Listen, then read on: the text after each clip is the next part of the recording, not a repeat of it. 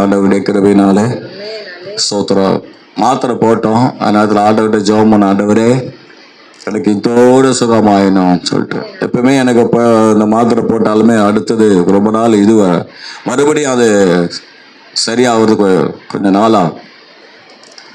ஆனாலும் பாருங்க, கர்த்தர் நல்ல ஒரு கிருபை கொடுத்து என்ன பண்ணாரு, என்னை நடத்தினார். அல்லேலூயா, ஸ்தோத்திரம். ஆண்டவர் தான் சுகம் கொடுத்தார். ஆமென்.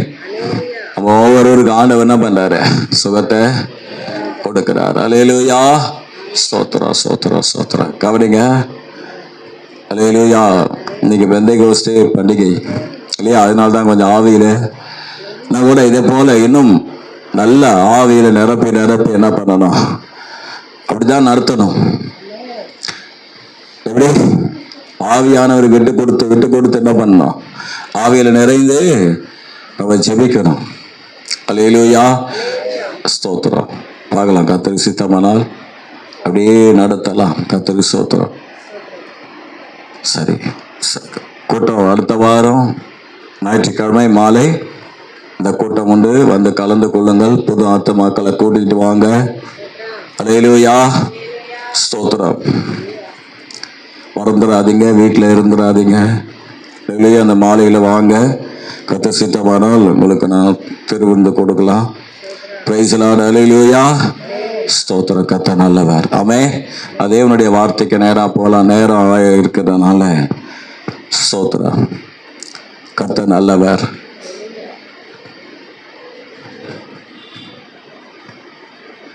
இந்த நாள் பார்த்தீங்கன்னா பெந்தைகோஸ்தே நாள். பெந்தைகோஸ்தே நாள். அப்போஸ்தலர் 2ஆம் அதிகாரம் 1ஆம் வசனம். பெந்தைகோஸ்தே என்னும் நாள் வந்தபோது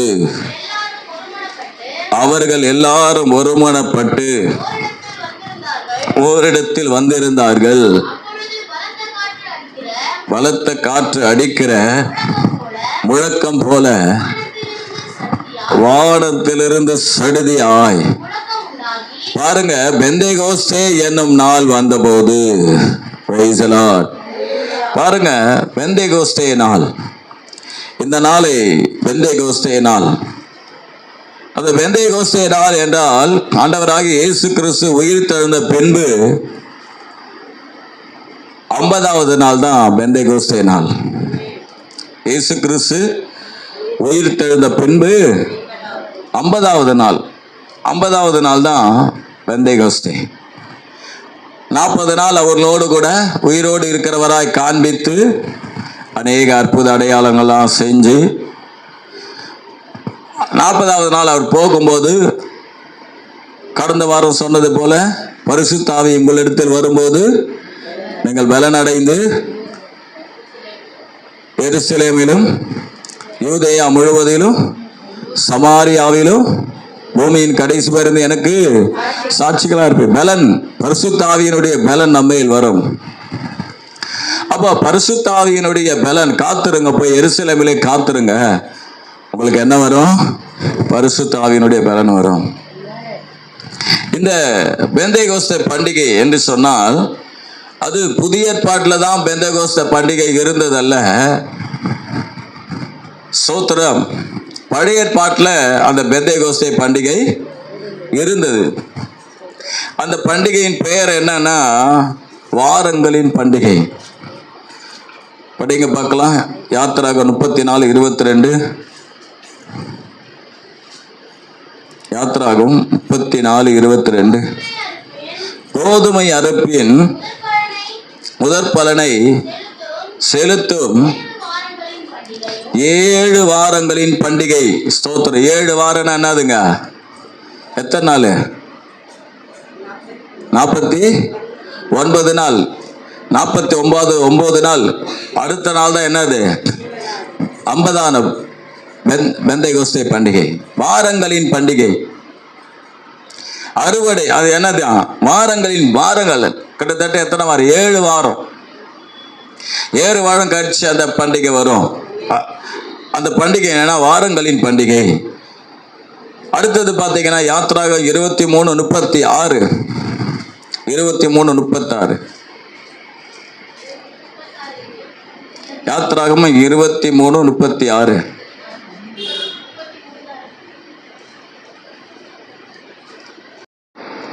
33:36 இல்லையா? அதுவும் இல்லையா?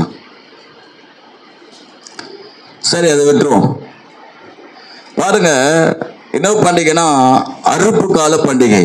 என்ன பண்டிகை? அறுப்பு கால பண்டிகை, அறுப்பு பண்டிகை. 22 யாத்திராகமம் 23:16. நீ வயலில் விதைத்த உன் பயிர் வேலைகளின் முதற்பலனை செலுத்துகிற அறுப்புக்கால பண்டிகையையும். அறுப்புக்கால பண்டிகை என்ன அவசரம்? 16 அறுப்பு பண்டிகை, அறுவடை பண்டிகை. ஹல்லேலூயா. அறுவடை பண்டிகை. பெந்தேகோஸ்தே பண்டிகைனா என்னன்னா அறுவடை பண்டிகை, அறுப்பின் பண்டிகை. இன்னைக்கு கூட அறுப்பின் பண்டிகைன்னு சொல்லி மற்ற சபைகளில் என்ன பண்ணிக்கிட்டு இருக்காங்க, கொண்டாடி கொண்டு இருக்கிறாங்க. அடுத்தது பார்த்தீங்கன்னா இந்த பெந்தேகோஸ்தே பண்டிகைக்கு இன்னொரு பேருன்னா முதற்கனிகளை செலுத்தும் பண்டிகை. என்னாகமம் 28:26.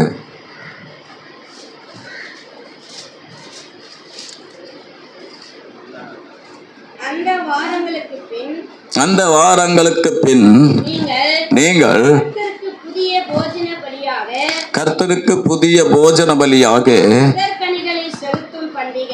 முதற்கனிகளை செலுத்தும் பண்டிகை. போதும் பாருங்க, முதற்கனிகளை கொடுக்கிறது. Praise Lord.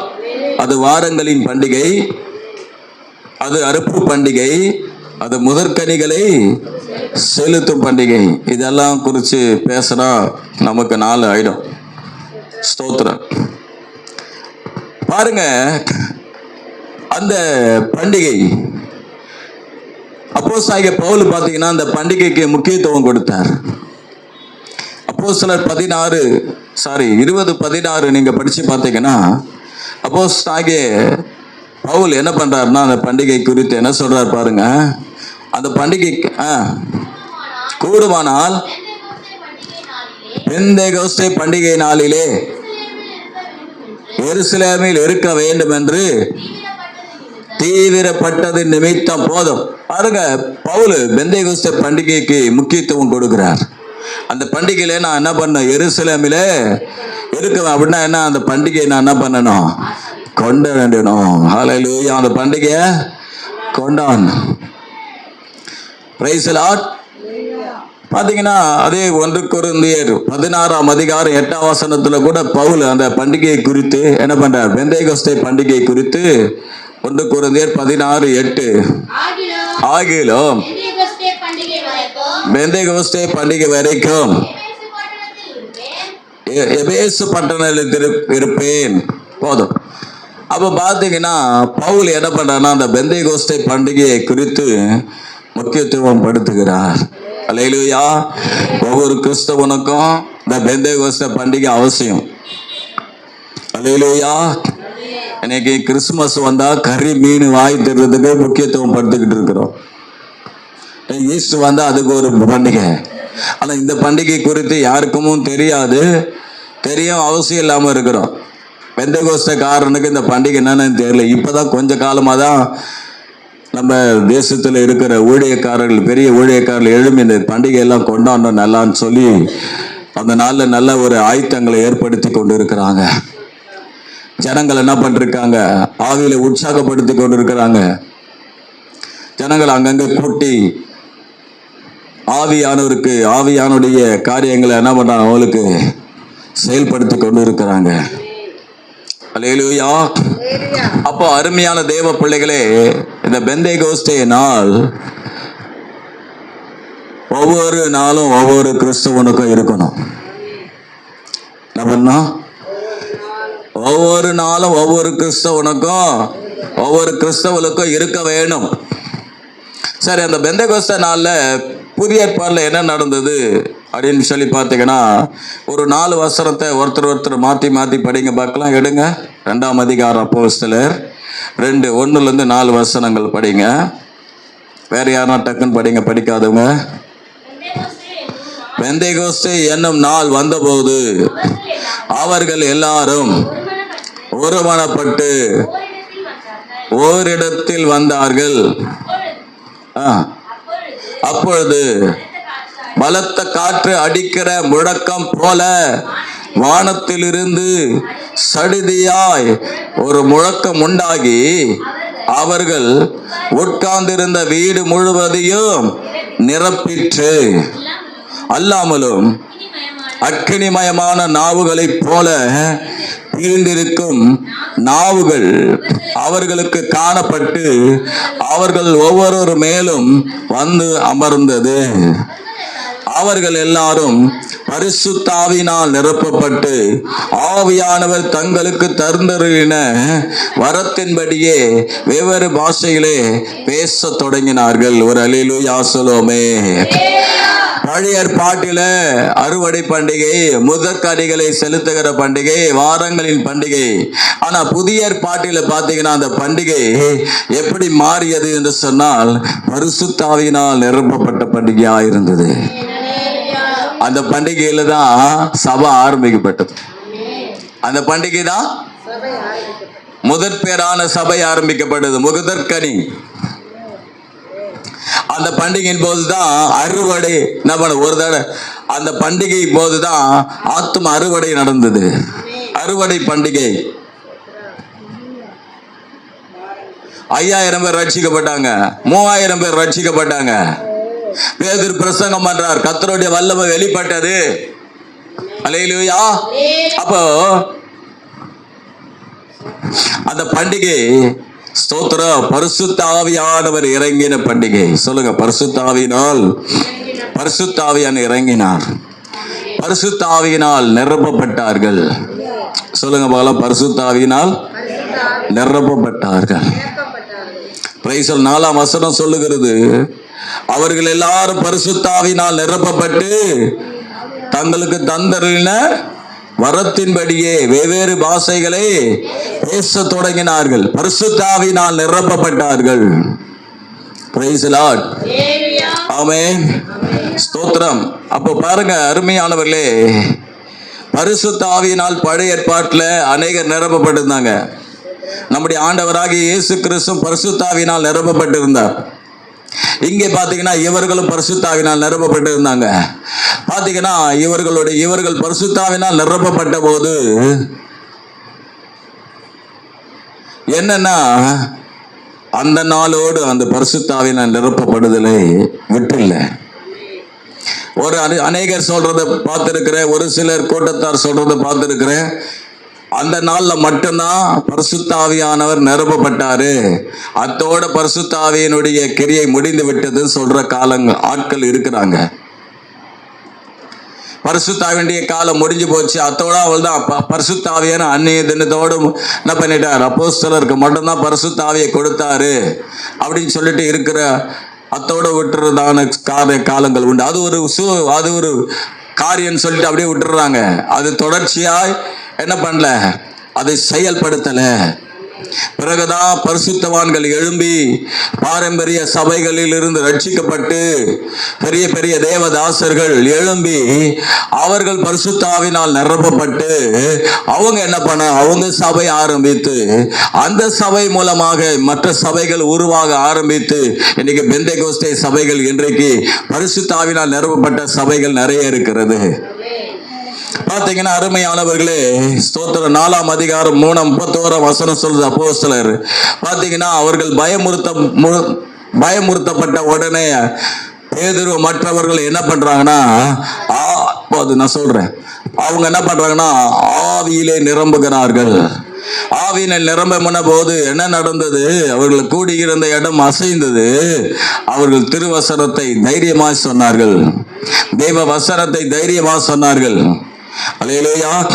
பெந்தேகோஸ்தே நாளோடு பரிசுத்த ஆவியானவரை நிறுத்திக் கொள்ளவில்லை. அல்லேலூயா. அப்போஸ்தலர் 7ஆம் அதிகாரம் 55ஆம் வசனம் சொல்லுகிறது, அங்கே ஸ்தேவான் பரிசுத்த ஆவியினால் நிரப்பப்பட்டான் என்று பார்க்கிறோம். அவன் 6ஆம் அதிகாரத்திலே தன் ஆவிக்குரிய வாழ்க்கையை தொடங்கி அவரை குறித்து சொல்லப்படுகிறது. அவன் தன் ஆவிக்குரிய வாழ்க்கையை முடிக்கும் போது அவன் சாகர நேரத்தில் கூட பரிசுத்த ஆவியினால் நிரப்பப்பட்டே செத்தான். ஒரு அல்லேலூயா. அப்போஸ்தலர் 8ஆம் அதிகாரம் 16, 17 வசனத்தை நீங்கள் படிச்சு பார்த்தீங்கன்னா என்ன சொல்லப்பட்டிருக்குன்னா, ஸ்தோத்திரம், பிலிப்பு போய் ஊழியம் செய்கிறார். ஊழியம் செய்து முடித்துட்டு அவர் ஆத்தும ஆதாயம் பண்ணிட்டு அப்படியே கடந்து போய் விடுகிறார். ஆனா அங்க ஒரு சிலர் ரட்சிக்கப்படுகிறாங்க. ரட்சிக்கப்பட்ட உடனே அவர்களுக்கு பரிசுத்த ஆவி உண்டு என்பதே தெரியவில்லை. வேலையை முடிச்சுட்டு போறாரு. ஆனா அதுக்கு பின்பாக பேதுரு மற்றவர்களும் வந்து அவர்களிடத்தில் நீங்கள் பரிசுத்த ஆவி பெற்றீர்களா கேட்கும் போது பரிசுத்த ஆவி பெறலன்னு சொன்ன உடனே அவங்க நாங்க கைகளை வச்சு ஜெபித்த போது அவங்க பரிசுத்த ஆவினால் நிரப்பப்பட்டாங்க. அப்போஸ்தலர் 4ஆம் அதிகாரம் 8ஆம் வசனத்தை நீங்க படிச்சு பார்த்தீங்கன்னா அங்க சொல்லப்பட்டிருக்கிறது, பரிசுத்த ஆவியினால் என்ன பண்ணப்பட்டாங்களா? நிரப்பப்பட்டாங்க. பேதுரு என்ன பண்றாருங்க? என்ன சொல்லப்பட்டிருக்கு பாருங்க, போதுமா பாருங்க, பரிசுத்த ஆவியினால் நிறைந்து. அப்போ என்னன்னா ஸ்தோத்திரம், அப்போஸ்தலர்கள் ஸ்தோத்திரம் பரிசுத்த ஆவியை பெற்றுக்கிட்டு அந்த நாளோடு கூட பரிசுத்த ஆவி முடிஞ்சு போச்சுன்னு இல்லை, தொடர்ச்சியாய் அந்த பரிசுத்த ஆவியினால் நிறைந்து நிறைந்து நிறைந்து நிறைந்து காணப்பட்டார்கள். இன்னைக்கு ஏன் நம்மளால பரிசுத்த ஆவியினால் நிரப்பப்பட முடியல? அது ஒரு நாள் நடக்கிற சம்பவம் அல்ல. நம்ம பரிசுத்த ஆவி பெற்றுக்கொண்டா ஸ்தோத்திரம், அந்த பரிசுத்த ஆவிக்குள்ளேயே நம்ம இருக்கணும். ஒரு நாள் கூட அந்நிய பாஷை பேசாத நாளே இருக்கக்கூடாது. அல்லேலூயா. இந்த 33 வருஷத்துல ஆண்டவருடைய கிருபையினால 93ஆம் ஆண்டு நான் பரிசுத்த ஆவி பெற்றேன். இந்த 32 வருஷம் அருமையா இந்த பரிசுத்த ஆவினால் நிறைஞ்சிருக்கிறேன். ஒரு அல்லேலூயா சொல்லுங்களாமே. அல்லேலூயா. ஒவ்வொரு நாளும் அந்த பரிசுத்த ஆவியினால் நிரப்பப்பட வேண்டும். நாங்க அவசியம் பரிசுத்த ஆவியினால் நிரப்பப்பட வேண்டும். பரிசுத்த ஆவியினால் நிரம்பணும். பரிசுத்த ஆவியில் நிரப்பப்பட்ட போது ஒரு 4 காரியத்தை நான் உங்களுக்கு சொல்றேன். தேவன் பரிசுத்த ஆவியினால் நிரம்பும் போதுதான் நமக்கு அந்நிய பாஷை கிடைக்கும். பரிசுத்த ஆவியில் நிறைஞ்சாதான் ஆவியின் வரம் கிடைக்கும். பரிசுத்த ஆவியில் நிறைஞ்சாதான் ஆவிக்குரிய ஆவியின் கனி கிடைக்கும். பரிசுத்த ஆவியானவர் தான் பரலோகத்தின் முத்திரை. பரிசுத்த ஆவியினால் நிறைஞ்சாதான், பரிசுத்த ஆவி பெற்றுக்கொண்டாதான் பரலோகத்துக்கு போக முடியும். அந்த முத்திரை உன் மேல இருந்தாதான், அந்த முத்திரை அழைச்சிட்டினா பரலோகத்துக்கு போக முடியாது. ஒரு அல்லேலூயா சொல்லுவோமே. பாருங்க, வேதம் சொல்லுகிறது, அப்போஸ்தலர் 2ஆம் அதிகாரம் ஸ்தோத்திரம் பார்த்தீங்கன்னா 4ஆம் வசனத்தை நீங்க படிச்சு பார்த்தீங்கன்னா, பரிசுத்த ஆவி வந்த உடனே அவங்க என்ன பண்ணாங்கன்னா அந்நிய பாஷை.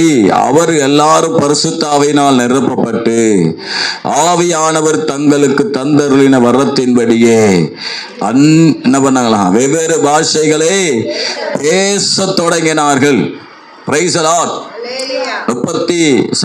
11ஆம் வசனம் வரையில நீங்க பரிசு பார்த்தீங்கன்னா அங்கே பெந்தேகோஸ்தே நாளுக்கென்று அநேகர் எருசலேமிலே கூடி வந்திருக்கும் போது இவங்க பரிசுத்த ஆவியினால் நிரம்பும் போது என்ன நடக்குதுன்னா, அங்க கூடி வந்திருக்கிற எல்லாரும் என்ன பண்ணாங்கன்னா இவங்க அந்நிய பாஷை பேசும்போது நடக்கிறது என்னன்னா, அவங்க எல்லாம் சொல்றாங்க, இவங்க கலிலேயராச்சே, கலிலேயராகிய இவர்கள் எங்க பாஷையில பேச கேட்கிறமே, கலிலேயர் என்று சொன்னால் படிக்காதவங்க.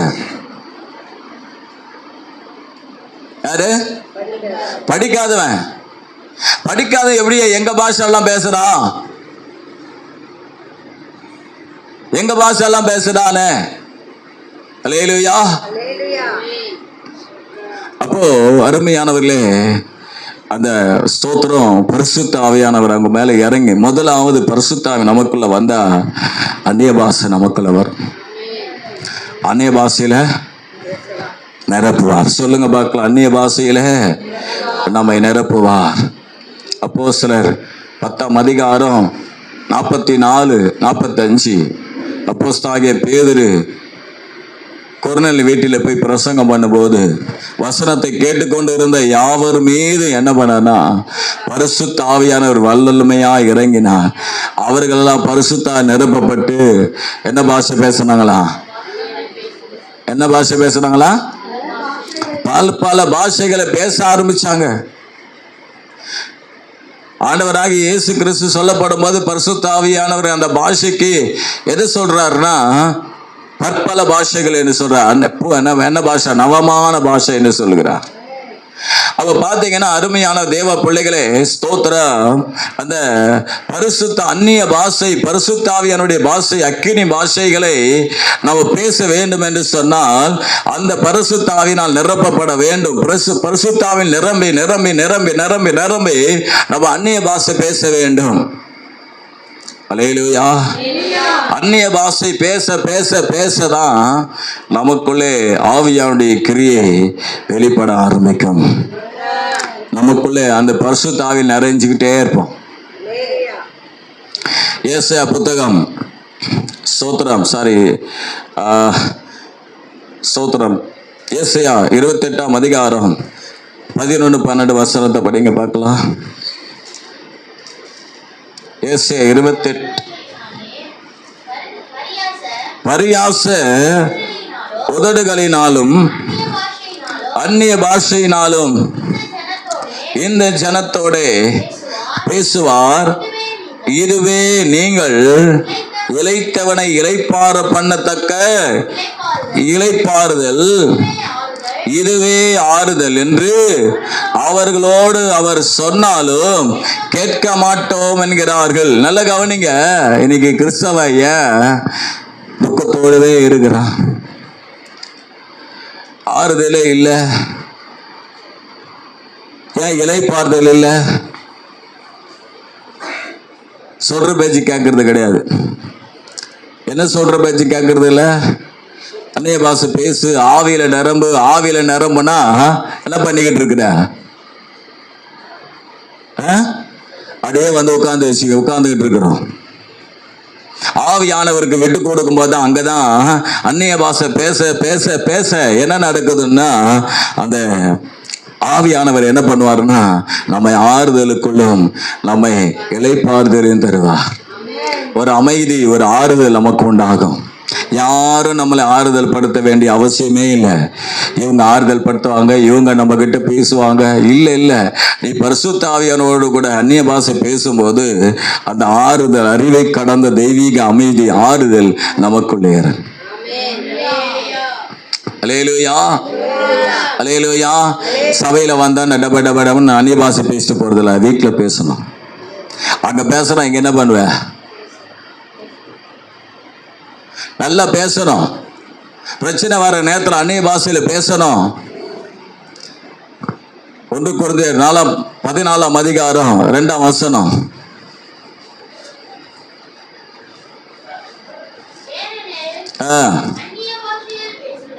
ஏனெனில் அந்நிய பாஷையில் பேசுகிறவன் ஆவியினாலே ரகசியங்களை பேசினாலும், பாருங்க ஸ்தோத்திரம்,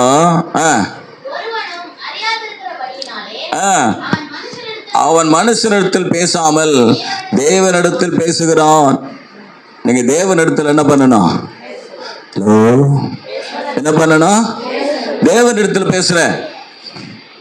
அதை நீங்க 18ஆம் வசனத்தை நீங்க படிச்சு பார்த்தீங்கன்னா பவுல் சொல்றார், உங்களை எல்லாரிலும் நான் அதிகமாய் பாஷைகளை பேசுகிறேன், இதற்காக என் தேவனை ஸ்தோத்திரிக்கிறேன். அல்லேலூயா. அதிகமான பாஷை பேசுறேன். பாஷை, அந்நிய பாஷை பேசிக்கிட்டே இருக்கணும். ஆனால் ஒரு சில நேரத்தில் பார்த்தீங்கன்னா எங்க போனாலும் அந்நிய பாஷை பேசிக்கிட்டே போவேன். ஒரு சில நேரத்தில் ஒரு 5 மணி நேரம் ஜெபிக்கிறேன்னா அதுல 3 மணி நேரம் அந்நிய பாஷையாவே இருக்கும். ஒரு 2 மணி நேரம் ஜெபிக்கிறேன்னா 3/4 மணி நேரம், ஒரே 1.25 மணி நேரம் அந்நிய பாஷையா இருக்கும். ரொம்ப நேரம் ஜெபிக்கிறேன்னு சொன்னா அதுல 3/4 பாகம் பார்த்தீங்கன்னா அந்நிய பாஷையா தான் இருக்கும். அது பேச பேச பேச என்ன நடக்கும்னு சொன்னா, ஸ்தோத்திரம், 3ஆம் வசனம் சொல், தேவனோடு பேசுகிறோம். என்ன பேசுறோம்? ஆமா, பாத்தீங்கன்னா 3ஆம் வசனம் சொல்லுகிறது, 14:3 தீர்க்க தரிசனம் சொல்லுகிறவன் மனுஷருக்கு பக்தி விருத்தியையும் புத்தியும் ஆறுதல் உண்டாக பேசுகிறான். அல்லேலூயா, ஸ்தோத்திரம். என்னது 4ஆம் வசனம் சொல்லுது, அந்நிய பாஷையில் பேசுகிறவன் தனக்கு பக்தி விருத்தி. சொல்லுங்க பார்க்கலாம். பக்தி விருத்தி உண்டாக்கிக்கணும். சொல்லுங்க, பக்தி விருத்திய அந்நிய பாஷை பேசணும். அதனால எங்க குடும்ப ஜபத்துல கூட பாத்தீங்கன்னா 1 மணி நேரம் ஜெபிக்கிறேன்னா ஸ்தோத்திரம் அப்படியே என்ன பண்ணும், ஒரு அரை மணி நேரம் அந்நிய பாஷை தான் நான் பேச ஆரம்பிப்போம். அல்லேலூயா, அந்நிய பாஷை. அப்ப அந்நிய பாஷை பேச பேச நாம் தேவனோடு பேசுறோம், நாம் பக்தி விருத்தி அடைகிறோம், ஆறுதல் உண்டாக பேசுறோம். நீங்க 14 படிச்சு பாத்தீங்கன்னா, நான் அந்நிய பாஷையிலே விண்ணப்பம் பண்ணினால் என் ஆவி விண்ணப்பம் பண்ணுமே என்று என் கருத்து பயனற்றதா இருக்கும். என் ஆவி விண்ணப்பம் பண்ணுது அப்படின்னா என்னன்னா, அந்நிய பாஷையில் பேசும்போது நடக்கிற காரியம்னா உனக்கே தெரியாது. அது பற்பல பாஷைகளை பேசும்போது பல பாஷைகள் இருந்து என்ன நடக்குதுன்னா, அது ஸ்தோத்திரம், நீ தேவனோடு கூட ரகசியத்தை என்ன பண்ண, ரகசியமா விண்ணப்பம் பண்ற. ஒருவேளை அது ஆண்டவர் உங்களுக்கு அதனுடைய காரியத்தை உங்களுக்கு சொன்னார்னா அது உங்களுக்கு புரியும். அல்லது அது சொல்ல விட்டால உங்களுக்கு உங்கள் ஆவிக்கு ஆண்டவர் ஆவிக்குன்னு அது என்ன பண்ண தெரியும். அவருடைய சித்தத்தின்படி என்ன பண்றாரு, ஜெபிக்கிறாரு. ஒரு அல்லேலூயா சொல்லுவோமே. அப்ப அந்நிய பாஷை நீங்க பேசும்போது ஆறுதல் உண்டாகுது, இளைப்பாறுதல் கிடைக்குது. வந்து இங்க உட்கார்ந்துட்டு 2 அந்நிய பாஷை பேசிட்டு போறது மாத்திரம் அல்ல, நீங்க குடும்பத்திலோ ஒவ்வொரு நாளும் என்ன பண்ணணும், தொடர் ஆவியினாலே நிரப்பப்படுகிறவளா இருக்கணும். சொல்லுங்க, தொடர்ச்சியாக நிரப்பப்படணும். ரெண்டாவது காரியம் பாருங்க, டக்குன்னு எடுத்துக்கொள்ளுங்க. அப்போஸ்தலர் 2:4 என்ன சொல்லுகிறதுனா, பரிசுத்த ஆவி அவங்களிடத்துல வந்த உடனே, பரிசுத்த ஆவியினால் நிரப்பப்பட்டவனே ஆவியானவர் தங்களுக்கு தந்தருளின வரத்தின்படியே வெவ்வேறு பாஷையில் பேச தொடங்கினார்கள். நீங்க பரிசுத்த ஆவியில் நிரப்பப்படும் போது கர்த்தர் அந்த அந்நிய பாஷையோடு கூட வரமும் செயல்படுது. ஒரு அல்லேலூயா சொல்லுவோமே. அல்லேலூயா, ஸ்தோத்திரம், ஹல்லேலூயா. இதை நல்லா கவனிங்க, நல்லா கவனிச்சு கொள்ளுங்க. ஆண்டவர் என்ன பண்றாருன்னா, அந்நிய பாஷை பேசுகிற மாத்திரால கூடவே வரங்களை தருகிறார். ஆமென். வரங்களை கொடுத்து வாழ்வை அளிக்கும் வல்லலே பாரமே. 2ஆம் அதிகாரத்திலே அப்போஸ்தலர் 2:38 சொல்லுகிறது, பேதுரு அவர்களை நோக்கி, நீங்கள் மனம் திரும்பி ஒவ்வொருவரும் பாவ மன்னிப்புக்கென்று இயேசு கிறிஸ்துவின் நாமத்தினாலே ஞானஸ்நானம் பெற்றுக் கொள்ளுங்கள், அப்பொழுது பரிசுத்த ஆவியின் வரத்தை பெறுவீர்கள். ஹல்லேலூயா. எனக்கு அருமையானவர்களே, தேவன் நமக்கு என்று வரங்களை வைத்திருக்கிறார். ஸ்தோத்திரம். இந்த வசனம் நேற்று டேரிங் மீட்டிங்ல இந்த வசனம் நான் சொன்னேன். என்னன்னா, சங்கீதம் 68ஆம் சங்கீதம் 18ஆம் வசனம். யாருக்கால ஞாபகம் இது? இந்த வசனம் சொன்னது ஞாபகம் இருக்கா? தேவரீர் உன்னதத்திற்கு ஏறி சிறைப்பட்டவர்களை சிறையாக்கி கொண்டு போனீர். தேவனாகிய கர்த்தர் மனுஷருக்குள் வாசம் பண்ணும் பொருட்டு துரோகிகளாகிய மனுஷர்களுக்காகவும் வரங்களை பெற்றுக்கொண்டீர். சொல்லுங்க, வரங்களை பெற்றுக்கொண்டீர். துரோகிகளாகிய மனுஷருக்காக, உனக்காக, எனக்காக ஆண்டவராகிய இயேசு கிறிஸ்து வரங்களை பெற்றுக்கொண்டார். அவர் வரங்களை பெற்றுக்கிறதுக்கு, அவர் குடும்பத்துக்கு, அவருக்கு, அவருடைய காரியத்திற்கு அல்ல, துரோகியாக மனுஷனாகிய உனக்காக எனக்காக வரத்தை பெற்றுக்கொண்டானா. இன்னைக்கு பாருங்க, கிறிஸ்தவன் ஒருத்தனுக்கும் பிரயோஜனப்படாம, அவனுக்கும் பிரயோஜனம் இல்லை, சபைக்கும் பிரயோஜனம் இல்லை, யாருக்கும் பிரயோஜனம் இல்லை. எப்படி உட்கார்ந்து இருக்குதுங்க? அதுதான் நான் சொல்றது, நீ பிரயோஜனம் உள்ள ஆளா தான் இருக்கணும். நீ கிறிஸ்தவனா இருந்தா, உன் வேலை ஸ்தலத்துல இருந்தா, நீ போகிற பள்ளியா இருந்தாலும் காலேஜா இருந்தாலும் எந்த இடத்துல நீ பிரயோஜனம் உள்ள ஆளா இருக்கணும்னு சொன்னா அவர்களுக்காக நீ வரத்தை பெற்றுக்கொள்ளணும். பக்கத்துல இருக்கிறவங்களுக்கு, உன் இனஜன பந்துக்களுக்கு, உன் சுற்றி இருக்கிற மக்களுக்கு ஏதாவது ஒரு பிரச்சனை என்று சொன்னால், பேய் பிடிச்சிருக்கு, பிசாசு பிடிச்சிருக்கு, நன்மை நடக்கணும், அவங்க உங்களை நம்பி சொல்லணும். அல்லேலூயா. நம்மளை நம்பி சொன்னாலுமே போச்சு, நமக்கே ஜெபிக்கிறது இல்லை. அல்லேலூயா, ஸ்தோத்திரம். பாருங்க என்ன சொல்லப்பட்டிருக்குன்னா, வரங்களை ஆண்டவர் நமக்காக பெற்றுக்கொண்டாரா. எவ்வளவு அருமையானவர் பாருங்க. அவர் வரங்களை பெற்றுக்கொள்றதுக்கு எவ்வளோ காரியம் செஞ்சார். ஆமென். பாருங்க, வரத்தை குறித்து என்ன சொல்லப்பட்டிருக்கிறது. 1 கொரிந்தியர் 12:4 சொல்லுகிறது, வரங்களில் வித்தியாசம் உண்டு, ஆவியானவர் ஒருவரே. இந்த வரத்தை குறித்து அங்க சொல்லப்பட்டிருக்கிறது. எல்லாம் எடுத்துக்கொள்ளுங்க. 1 கொரிந்தியர் 12:8, 9, 10 எல்லாரும் சேர்ந்து படிக்க போறோம். எல்லாம் எடுத்துக்கிட்டீங்களா? எப்படி எனில், ஒருவனுக்கு ஆவியினாலே ஞானத்தை போதிக்கும் வசனமும், வேறொருவனுக்கு அந்த ஆவியினாலே அறிவை உணர்த்தும் வசனமும், வேறொருவனுக்கு அந்த ஆவியினாலேயே விசுவாசமும், வேறொருவனுக்கு அந்த ஆவியினாலே குணமாக்கும் வரங்களும், வேறொருவனுக்கு அற்புதங்களை செய்யும் சக்தியும், வேறொருவனுக்கு தீர்க்க தரிசனம் உரைத்தலும், வேறொருவனுக்கு ஆவிகளை பகுத்தறிதலும், வேறொருவனுக்கு பற்பல பாஷைகள் பேசுவதும், வேறொருவனுக்கு பாஷைகளை வியாக்கியானம் பண்ணுதலும் அளிக்கப்படுகிறது. அல்லேலூயா. இப்ப இந்த வசனங்கள்ல எத்தனை வரம் இருக்கு? எத்தனை வரம் இருக்கு?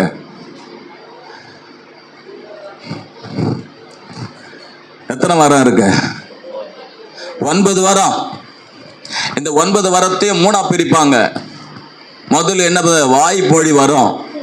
வாய்மொழி வரம்னா என்ன? தீர்க்க தரிசனம், அந்நிய பாஷை பேசுறது, வியாக்கியானம் பண்றது. ஞான வரம், ஞானத்தை போதிக்கும் வசனம், அறிவை உணர்த்தும் வசனம், ஆவிகளை பகுத்தறிகிற வரம். வல்லமை வரம்னு இருக்கு. வல்லமை வரத்துல பார்த்தோம்னா குணமாக்கும் வரம், விசுவாச வரம், அற்புதம் செய்கிற சக்தி. அல்லேலூயா. தேவ பிள்ளைகளே, இன்னைக்கு நம்மளால பணம் தான் இல்லை, ஏன் தேவனிடத்தில் பெற்றுக்கொண்டு மற்றவங்களுக்கு உதவியா இருக்க முடியல? பாஸ்டர், நான் உதவியா இல்லைன்னா கூட உபத்திரம் இருக்கணும், அது வேற சந்தோஷம் பாஸ்டர். நான் உபத்திரமா தான் இருப்பேன். என் நிமித்தம் மற்றவங்க மனநோவு வர வச்சுக்கிட்டே இருப்பேன், மற்றவங்களுக்கு பிரச்சனை வர வச்சுக்கிட்டே இருப்பேன். இது கிறிஸ்தவம் கிடையாது. வரத்தை பெற்றுக்கொள்ளணும். துரோகிகளுக்காக நம்ம தேடி வருவான். நமக்கு எதிராக இருக்கிற ஆட்கள் எப்போ நம்ம பாதத்துல வந்து பணிவானா, நம்ம கர்த்தருக்குள்ள இருக்கும்போது நம்மை தேடி வந்த நம்மிடத்துல ஜெப விண்ணப்பம் சொல்லுவான். இந்த பிரச்சனை எனக்கு இருக்கு, எனக்கு ஜெபிங்க. பிசாசுக்கிரியில மாட்டிக்கிட்டு இருக்கிற ஜெபம் பண்ணுங்க. ஜெபம் பண்ணும்போது ரிலீஸ் ஆயிடும். வியாதிகள் நீங்கும். கர்த்தர் உங்களுக்கு அவர்களை குறித்து வெளிப்பாடு கொடுப்பாரு. அவங்களுக்கு நடக்க போற காரியத்தை சொல்லுவாரு. ஒரு அல்லேலூயா சொல்லுவோமே. 28 வசனம் 12, 1 கொரிந்தியர் 12:28. தேவனானவர் சபையிலே முதலாவது அப்போஸ்தலரையும் தீர்க்கதரிசிகளையும் மூன்றாவது போதகர்களையும் பின்பு அற்புதங்களையும் குணமாக்கும் வரங்களையும் ஊழியங்களையும் சகல ஆளுகையும் பலவிதமான பாஷைகளையும் ஏற்படுத்தினார். சொல்லுங்க, ஏற்படுத்தினார். அல்லேலூயா.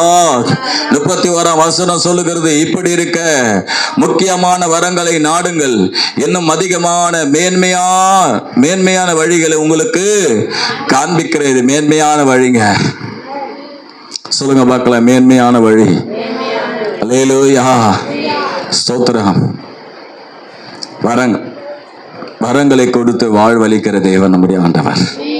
அல்லேலூயா. ஸ்தோத்திரம். 4:14 சொல்லுகிறது. என்ன சொல்லுகிறது? ஸ்தோத்திரம். படிங்க பார்க்கலாம். அன்றியும் அன்பை நாடுங்கள், ஞான வரங்களை விரும்புங்கள், விசேஷமா தீர்க்க தரிசன வரத்தை விரும்புங்கள். ஹல்லேலூயா. தீர்க்க தரிசன வரத்தை விரும்புங்க. தீர்க்க தரிசன வரம் இது பார்த்தீங்கன்னா, இந்த ஆவியில நிரம்புறதுக்கு முக்குன்னு முக்கிய நிற்கிறீங்க. நிரம்ப முடியல. அப்படியே பார்த்தீங்கன்னா அப்பா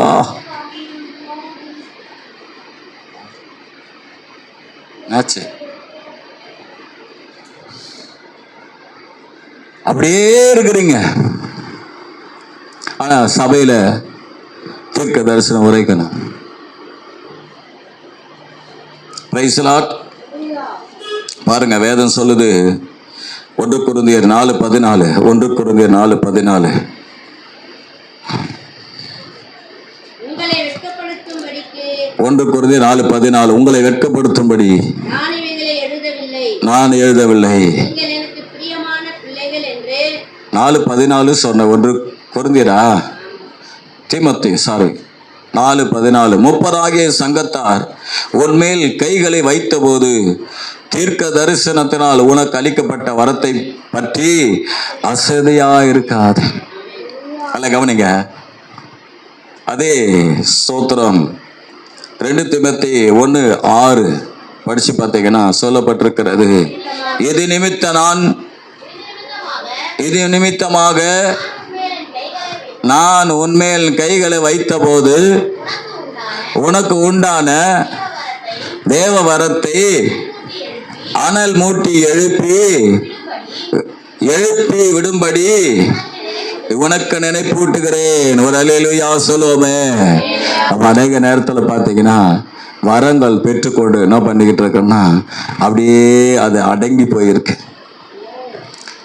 எப்பவுமே ஒரு காரியத்தை நீங்க தெரிஞ்சு கொள்ளுங்க. தேவன் நமக்கு ஏதாவது வரம் கொடுத்திருந்தா, ஏதாவது கிருபை கொடுத்திருந்தா நம்ம செய்ய வேண்டியது என்ன தெரியுங்களா? அந்த வரத்தை நம்ம என்ன பண்ணணும்? இழந்திருந்தாலும் அதை அனல் மூட்டி எழுப்பணும். என்ன பண்ணணும்? அனல் மூட்டி எழுப்பணும். அனல் மூட்டி எழுப்பணும். அந்த வரங்கள் செயல்பட ஆண்டவர்கிட்ட செபிக்கணும். எனக்கு ஆண்டவர் வந்து முதல் கொடுத்த வரமே என்னன்னா தீர்க்க தரிசனம் தான். அந்த தீர்க்க தரிசன வரத்தை நான் எப்படி பெற்றுக்கொண்டேன்னா, நான் வந்து ஒரு சொப்பனை கண்டேன். எப்போனா ஸ்தோத்திரம், அது 30 வருஷத்துக்கு முன்ன கதை. சொப்பனை கண்ட உடனே நான் தீர்க்க தரிசனம் உரைக்கிற மாதிரி சொப்பனை கண்டேன். நான் ஆண்டவர்கிட்ட ஜெபம், ஆண்டவரே எனக்கு தீர்க்க தரிசன வரத்தை தாங்கப்பான்னு சொல்லி. அப்பா எனக்குள்ள ஒரு எண்ணம் வந்தது, ஒரு 3 நாள் என்ன பண்ணலாம், உபவாசம் இருந்து ஜெபிக்கலான்னு சொல்லிட்டு. உடனே என்ன பண்ணேன்னு சொன்னா, அந்த தீர்க்க தரிசன வரத்துக்காக 3 நாள் உபவாசம் இருந்து ஜெபிச்ச உடனே அந்த நாள்லே கர்த்தர் எங்க சபையில என்னை தீர்க்க தரிசனம் சொல்ல வச்சார். ஒரு அல்லேலூயா சொல்லுவோமே. அல்லேலூயா. நான் இந்த டேரிங் மீட்டிங்கை நடத்தி கொண்டு இருக்கும் போது நான் யோசித்து கொண்டே இருந்தேன், கர்த்தர் நமக்கு கொடுத்திருக்கிற வரங்கள் என்ன? எந்த வரமும் நமக்கு இல்லையே, எந்த வரமும் எனக்குள்ளே கிரியை செய்யலையேன்னு யோசித்து கொண்டு இருந்தேன். ஆனா ஆண்டவர் பார்த்தீங்கன்னா முதல் எனக்கு கொடுத்தது தீர்க்க தரிசன வரத்தை கொடுத்தார். அல்லேலூயா. 2வது பார்த்தீங்கன்னா பிசாசு கிரியைகளுக்காக ஜெபிக்கிற கிருபை கொடுத்தார். என்னது? பிசாசு கிரியைக்காக ஜெபிக்கிற கிருபை கொடுத்தார். ஸ்தோத்திர வேலையிலிருந்து வரும்போது பார்த்தீங்கன்னா ஸ்தோத்திரம் அப்பதான் முதல் வேலையிலிருந்து வரேன்.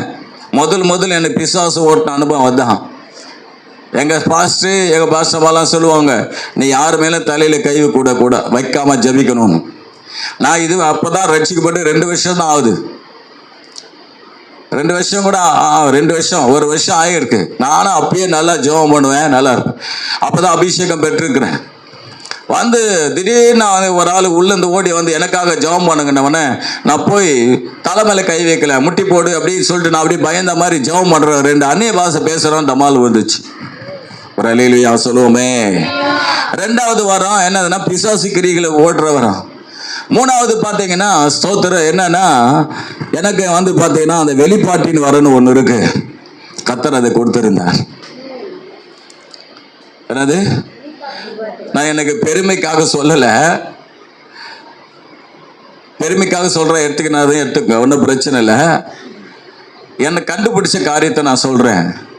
கர்த்தர் இந்த வெளிப்பாட்டின் வரம் தான் என்னுடைய வாழ்க்கையில பயங்கரமா கிரியை நடப்பிச்சது. வெளிப்பாட்டின் வரம் பார்த்தீங்கன்னா சும்மா அருமையா ஒரு மனுஷனுடைய ரகசியத்தை புட்டு வச்சிடும். Praise the Lord. ஒரு மனுஷனை குறித்து தெளிவா காட்டிடுவார். ஒரு மனுஷன் பாவம் செஞ்சுட்டு வரும்போது தெளிவா காட்டிடுவார். ஒரு மனுஷன் வரும்போதே அவனுக்குள்ள என்ன பிரச்சனைன்னு காட்டுவார். அவன் என்ன மறைச்சு வச்சிருக்கிறான், என்ன மறைஞ்சு செஞ்சிருக்கிறான்றது கிளீனா காட்டுவார். அப்புறம் பார்த்தீங்கன்னா குணமாக்கம் வரும். ஜெபம் பண்ண வியாதிகள் நல்லா வருது பார்த்தேன். இப்படி எல்லாம் இருந்தது. ஆனா நான் என்ன பண்ணிக்கிட்டு இருக்கிறேன்னா அந்த வரம்லாம் இல்லைன்னு நினைச்சுக்கிட்டு இருந்தேன். ஆனா நான் என்ன செய்யணும் தெரியுமா? அந்த வரங்களை அனல் மூட்டி எழுப்பணும். சொல்லுங்க பார்க்கலாம்.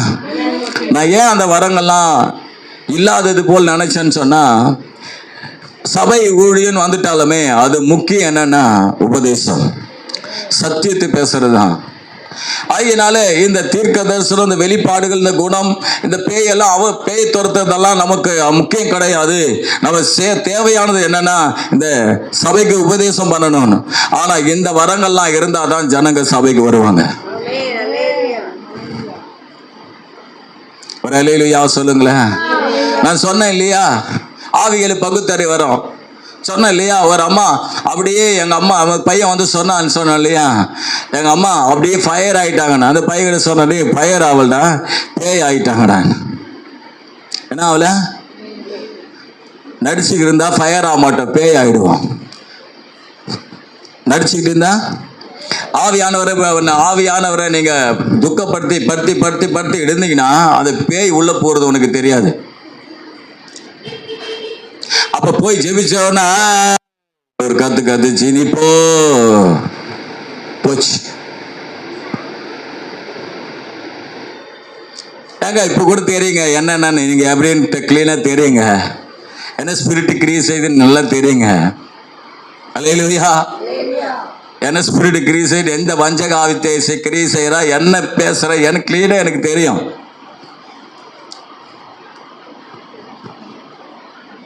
ஸ்தோத்திரம். அல்லேலூயா சொல்லுவோமே. அப்ப வரத்தை பெற்றுக் கொடுங்க. சொல்லுங்க, ஆண்டவரே எனக்கு வரத்தை தாங்க ஆண்டவரே.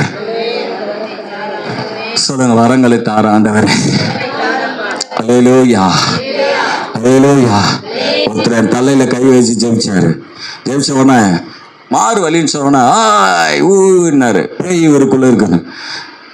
ஜெபிச்ச உடனே விட்டாங்க. சரி இல்லைன்னு நான் எழுந்து சொன்னேன், ஐயோ உணவு பேய் போதியா, வெள்ளையான உருவம் போகுது, மோகினி பிசாசு போகுதுன்னு. அந்த ஆள் என்ன பண்ணான்னு, இங்கே சொல்றது உண்மையான்னு சொல்லிட்டு 100 ரூபாய், அந்த காலத்தில் 100 ரூபாய், அந்த காலம்னா 25 வருஷத்துக்கு முன்னே 100 ரூபாய் கொடுத்தான். அது எனக்கு ஒரே குஷி. என்ன 1 வாரம் ஓட்டிடலாமே. வரம் நமக்கு தேவை. சொல்லுங்க பார்க்கலாம், வரம் தேவை. அல்லேலூயா சொல்லுவோமே. நிறைய காரணம். அடுத்தது பார்த்தீங்கன்னா ஆவியின் கனி. படிங்க பார்க்கலாம். அல்லேலூயா. கலத்தியர் 2ஆம் அதிகாரம் 5ஆம் அதிகாரம். நான் சட்டுன்னு கடந்து போயிடுறேன். நான் ரொம்ப நேரம் எடுக்க விருப்பப்படல. டக்குன்னு 5ஆம் அதிகாரம் 22-23 எல்லாருக்கும் தெரிஞ்சது. ஆவியின் கனியோ அன்பு. எல்லாரும் படிங்க பார்க்கலாம். ஆவியின் கனியோ எல்லாரும் எடுத்துக்கொள்ளுங்க. ஆவியின் கனியோ அன்பு, சந்தோஷம், நீடிய சமாதானம், நீடிய பொறுமை, தயவு, நற்குணம், விசுவாசம், சாந்தம், இச்சை அடக்கம். இப்படிப்பட்டவர்களுக்கு விரோதமான பிரமாணம் ஒன்றும் இல்லை. அல்லேலூயா.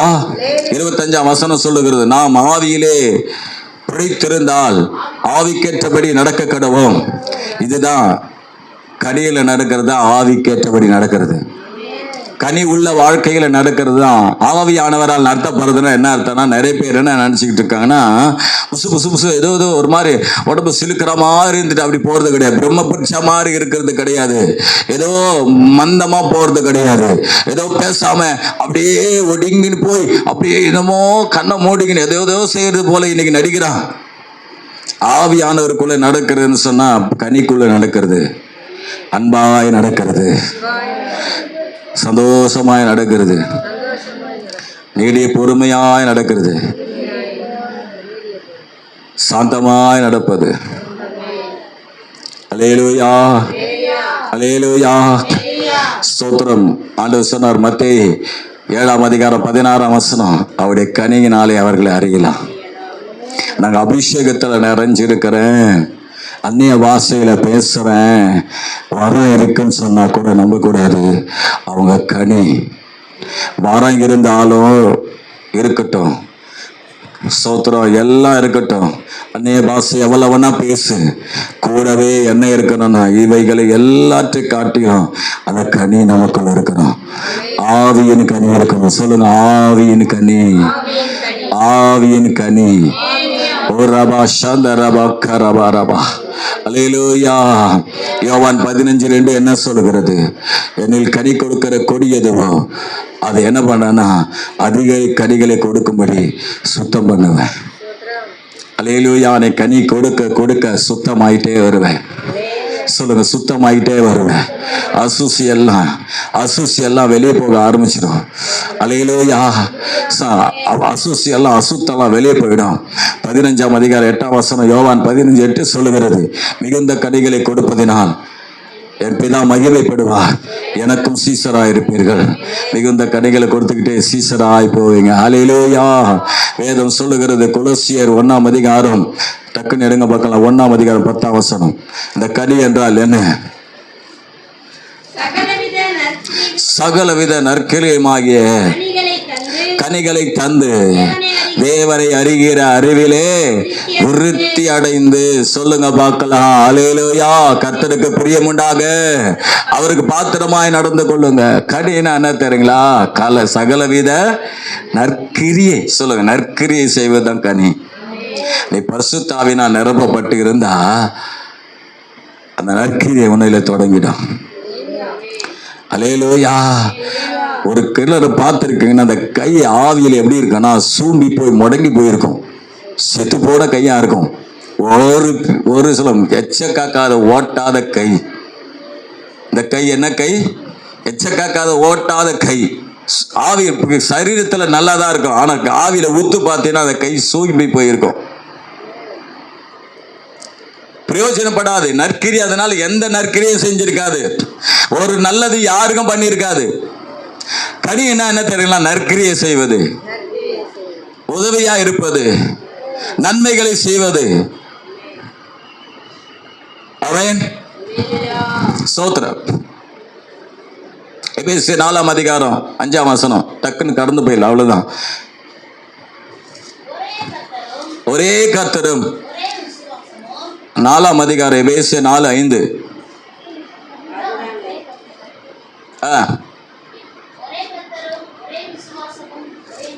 போதும், நிறுத்திடுங்க. நான் சொல்ற வசனத்தை, அந்த வசனம் இல்லை. எபேசியர் 4 ஸ்தோத்திரம் 9 மாத்தி எழுதுறேன் நான். 4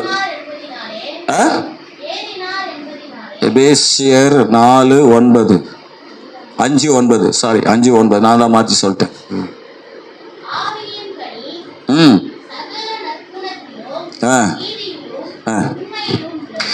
ஆவியின் கனி சகல நற்குணத்திலும். சொல்லுங்க பார்க்கலாம். பரிசுத்த ஆவி நம்ம மேல வந்துட்டா நற்கிரியைகள் மாத்திரமல்ல, நல்ல குணங்கள் நம்ம ஆளுகை செஞ்சிடும். சொல்லுங்க பார்க்கலாம். நல்ல குணம். ஆஹா, அருமையான குணம். சொல்லுங்க பார்க்கலாம். அருமையான குணம், நல்ல குணம் நம்ம தரிசிக்கும். ஒருத்தருக்கும் நீ பிசாசு கிரியினால் நிறையப்பட்டு மற்றவங்களுக்கு பிரச்சனை உண்டாக்குற ஆளா இருக்கவே மாட்டேன். அல்லேலூயா. 1 பேதுரு 3:4 சொல்லுகிறது, அழியாத அலங்கரிப்பா இருக்கிற சாந்தமும் அமைதியுள்ள ஆவியாகிய இருதயத்தில் மறைந்திருக்கிற குணமே உங்களுக்கு அலங்காரமா இருக்கட்டும். சாந்த அமைதியுள்ள ஆவி, நல்ல குணம். சொல்லுங்க பார்க்கலாம். நல்ல குணம், நல்ல குணம், நல்ல கிரிய. சொல்லுங்க, நல்ல கிரிய. நல்ல கிரிய. உதவிக்கார கரமுள்ளவர்களா இருக்கணும், ஒத்தாசை பண்றவர்களா இருக்கணும். ஒரு அலையிலேயே சொல்லுவோமே. அடுத்தது நல்ல குணம் உள்ளவர்களா இருக்கணும். நான் பேசுற பேச்சு, என்னுடைய செயல்பாடுகள் மற்றவங்களுக்கு தீங்க வர வைக்க கூடாது. என்ன பண்ணக்கூடாது? சொல்லுங்க. சொல்லக்கூடாது. என்ன பண்ண கீழே என்ன பண்ண பாம்பு வைக்கக்கூடாது. முடிஞ்சா நல்லது செஞ்சுட்டு போயிட்டே இருக்கணும். கீழே என்ன பண்ணக்கூடாது, பாம்பு வைக்கக்கூடாது. நம்மளை பார்த்தா அவங்க சொல்லணும், இவங்க இப்பேற்பட்ட ஆளு, இவங்க கிட்டது எந்த தீங்கும் இருக்காது. அல்லேலூயா. நான் கையை உயர்த்தி நான் சொல்றேன், கர்த்தருடைய கிருபையினால எவனுக்கு நான் தீங்கு செய்யணும்னு நினைச்சதே கிடையாது. இதுவரை நான் சொல்றேன், மனைவி கூட சொல்றேன், தீங்கு செய்யணும்னு நினைச்சதே கிடையாது. அல்லேலூயா. தோணும் பிரச்சனை வரும்போது எல்லாம் ஒரு சில ஏன்னா ஒரு காரியம் வரும்போது வேதனையா இருக்கும். ஆனா நம்ம தீங்கு என்ன பண்ணக்கூடாது, நல்ல குணங்குள்ளவர்களாக இருக்கும். நம்மளால் முடிஞ்சா 4 பேருக்கு நற்கிரியைகளை செஞ்சுட்டு போயிடணும். நல்ல குணங்களா இருக்கணும். ஒரு நாள் எங்க ஊழியர் இயக்கத்துல மனைவியை பாட வச்சாங்க. மனைவியை பாட வச்ச உடனே அப்ப கரண்ட் இல்லை. அப்போ மனைவியை அந்த ஊழியக்காருக்கும் சாந்தி வாமா பாடுமான்னு. நான் பரவாயில்லையே மனைவியை கூப்பிட்டு பாட வைக்கிறாங்களேன்னு சொல்லிட்டு நான் பார்த்துக்கிட்டேன். அப்போ அந்த கூப்பிட்டவர் சொல்றாரு, கரண்ட் இல்லாத நேரத்தில் மைக் இல்லாத பாடுறதுக்கு அவங்க தான் வருவாங்க, மற்ற யாரும் வர மாட்டீங்க. எது அப்படின்னா என்ன அர்த்தம்னா, மற்றவங்க கோச்சிப்பாங்க, இவங்க என்ன பண்ண மாட்டாங்க, கோச்சிக்க மாட்டாங்க. புரிஞ்சுதா உங்களுக்கு? இவங்க மைக்கு இல்லைன்னா கூட வந்து பாடுவாங்க, மற்றவங்கெல்லாம் மைக்கு இல்லை நான் எப்படி பாடுறதுன்னு கோச்சிப்பாங்க. அப்போதான் நான் நினச்சேன், அது வரலும் சந்தோஷப்படுறோம். நம்மள ஒருத்தர் தவறாக பயன்படுத்தணும்னு நினச்சாலும் நம்ம குறித்து நல்ல எண்ணம் இருக்கேன். ஒரு அல்லேலூயா சொல்லுவோமே. அல்லேலூயா. ஒரு நாள் நம்முடைய வாழ்க்கையில பரிசுத்தாவில் நிரம்பி நிரம்பி நிரம்பி நிரம்பி இருந்தா அங்க வெறுப்பு, கசப்பு, அநியாயம் நிச்சயம் இருக்கவே இருக்காது. சொல்லுங்க பாலு, இருக்கவே இருக்காது. இருக்கவே இருக்காது. பாவம் இருக்காது. அந்த கை உதவி செய்யற கரமா எப்படியாவது யாருக்கா எதாவது செய்யணும்ன்ற அந்த நோக்கத்தோடவே இருக்கும். யாராவது நம்ம மூலமா பயன்படணும், நல்ல யாருக்கா ஏதாவது கிடைக்காதா, இவங்க மேல வரக்கூடாதா? யோசேப்பு குறித்து என்ன சொல்லுது? ஆதியாகமம் 49:22. யோசேப்பு கனிதரின் செடி. ஆதியாகமம் 41:55-56 என்ன சொல்லுதுன்னா, சோத்திரம் அங்க இருக்கிற எல்லா மக்களுக்கும் தானியத்தை கொடுக்கிறான். சொல்லுங்க, என்னதுங்க? தானியத்தை கொடுக்கிறான். அது எதை குறிக்கிறது? நற்கிரியை, நற்கிரியாகிய கனி. அதே ஆதியாகமம் 50:20 சொல்லுகிறது, நீங்களோ எனக்கு தீமை செய்ய நினைத்தீர்கள், தேவனோ இதனால் நடந்து இருக்கிறபடி அதை நன்மையாய் முடிய பண்ணினார். ஒரு அல்லேலூயா சொல்லுமே. நற்குணம். அல்லேலூயா. கனி என்று சொன்னால் நற்கிரி, நற்குணம் நிறைஞ்சிருக்கும். ஆவியினால் நிரம்பி இருக்கிறன்னு சொன்னா அல்லேலூயா. பொய் ஆவியினால் நிரம்பி இருக்கிறது வேற, பரிசுத்த ஆவி நிரம்பி இருக்கிறது வேற. அந்த பரிசுத்தாவில் நிரம்ப நிரம்ப நிரம்ப நமக்குள்ள நற்குணமும் நற்கிரிகளும் தொடங்க ஆரம்பிச்சிடும். அதற்கான வழிகளை ஆண்டவர் தொடங்க ஆரம்பிச்சிடும். அதுக்கான எண்ணங்களை உருவாக்க ஆரம்பிச்சிடுவாரு. அதற்கான வழிவாசல் திறப்பாரு.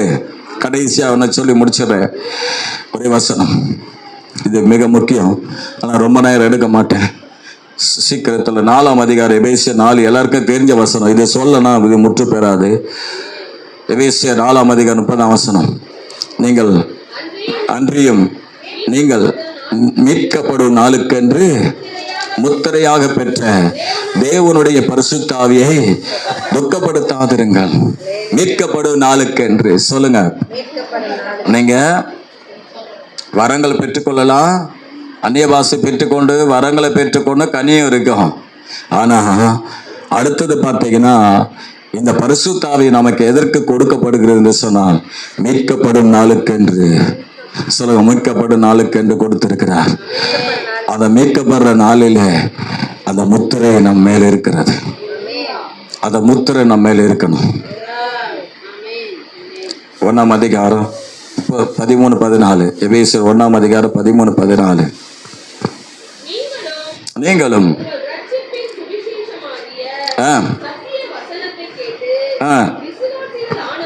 விசுவாசிகளான போது வாக்குத்தத்தம் பண்ணப்பட்ட பரிசுத்த ஆவியால்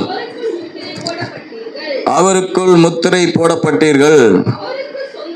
அவருக்கு சொந்தமானவர்கள் அவருக்குடைய மகிமைக்கு புகழ்ச்சியாக மீட்கப்படுவார்கள் என்பதற்கு ஆவியானவர் நம்முடைய சுதந்திரத்தின் அச்சாரமாய் இருக்கிறார். அல்லேலூயா. அந்த முத்திரை எதற்குன்னு சொன்னா, அந்த முத்திரை ஏன் குத்தப்படுதுன்னா, அவருக்கு சொந்தமானவருங்க, அவருடைய ராஜ்யத்துக்கு பங்கு உள்ளவங்க.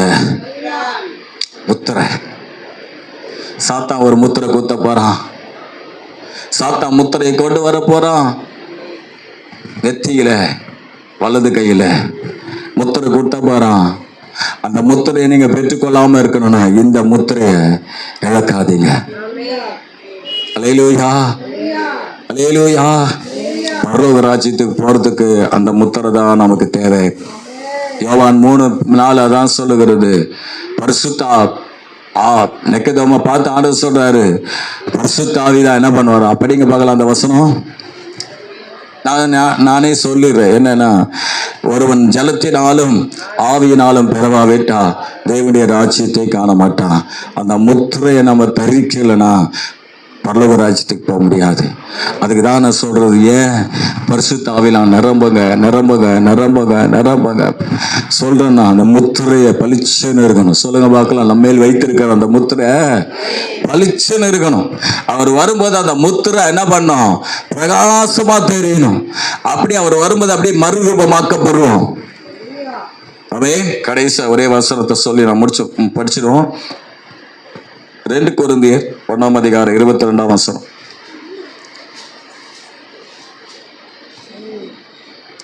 கொரிந்தியர் 1:22. அவர் நம்மை முத்தரித்து நம்முடைய இருதயங்களில் ஆவி என்னும் அச்சாரத்தை கொடுத்திருக்கிறார். அல்லேலூயா. நம்மை முத்தரித்து ஆவி என்னும் அச்சாரத்தை கொடுத்திருக்கிறார். முத்திரை, அச்சாரம். அவன் அப்போ பரலோக ராஜ்யத்துக்கு போனோம்னா அந்த முத்திரை மிக முக்கியம். அதற்காக தான் அந்த பெந்தகோஸ்தே பண்டிகையில ஒரு சாப்பா போட்டார் நம்ம மேல. ஓகே, அல்லேலூயா. பரிசுத்தாவின் வரும்போது நமக்கு ஒரு முத்திரை குத்தப்படுகிறது. என்ன இது? என்னது? என்ன சுதந்திரத்தின் என்னுடைய சுதந்திரத்துக்கு பங்குள்ள ஆளுன்னு சொல்லிட்டு பெந்தகோஸ்தே நாள்ல முத்திரை குத்திட்டாரு. முத்திரை ஆவியான நம்ம மேல் இறங்கிறதுனால முத்திரைக்கப்பட்டிருக்கிறோம். அல்லேலூயா. எல்லாரும் எழுந்திருப்போம் ஒரு நிமிஷம். அல்லேலூயா. என்ன பார்த்தோம் நாம? முத்திரை, கர்த்தரின் முத்திரை. முதலாவது நாம் பார்த்தோம், பரிசுத்த ஆவி வரும்போது அல்லேலூயா அந்நிய பாஷையினால் நிரப்பப்படும். பரிசுத்த ஆவி வரும்போது வரங்களினால் நிரப்பப்படுவோம். பரிசுத்த ஆவி வரும்போது ஆவியின் கனிகளால் நிரப்பப்படுவோம். பரிசுத்த ஆவி வரும்போது கர்த்தருடைய முத்திரை நம்மேல் முத்திரைக்கப்படுகிறது. சுதந்திரத்தின் அச்சாரமாக நம்முடைய அந்த ராஜ்யத்திற்கு பங்குள்ளவர்களா தேவனுக்கு சொந்தமானவர்கள் என்று முத்திரைக்கப்பட்டிருக்கிறோம். ஹல்லேலூயா. ஆமென். நன்றி கர்த்தாவே, ஸ்தோத்திரம். நன்றி. எல்லாரும் கர்த்தரை ஸ்தோத்திரிப்போம். ஸ்தோத்திரம், ஸ்தோத்திரம், ஸ்தோத்திரம், ஸ்தோத்திரம். ஆமென்.